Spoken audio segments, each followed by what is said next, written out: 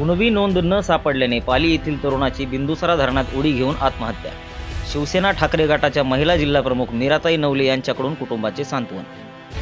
बीड तालुक्यातील मौजे पाली येथील उच्च शिक्षित तरुण संकेत तुकाराम नवले याने कुणबी प्रमाणपत्र मिळण्यात येणाऱ्या अडचणी आणि प्रशासकीय उदासीनतेमुळे निर्माण झालेल्या नैराश्यातून बिंदुसरा धरणात उडी घेऊन आपली जीवनयात्रा संपवली।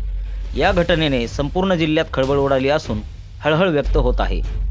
संकेतचे शिक्षण पूर्ण झाले होते, परंतु पुढील प्रगतीसाठी त्याला कुणबी प्रमाणपत्राची आवश्यकता होती।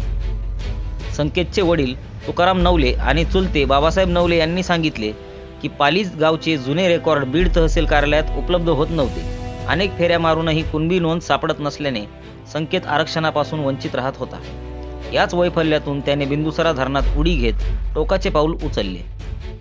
या दुःखद घटनेची माहिती मिळताच शिवसेना उद्धव बाळासाहेब ठाकरे गटाच्या महिला जिल्हा प्रमुख मीराताई नवले यांनी नवले यांच्या निवासस्थानी जाऊन सांत्वन भेट घेतली।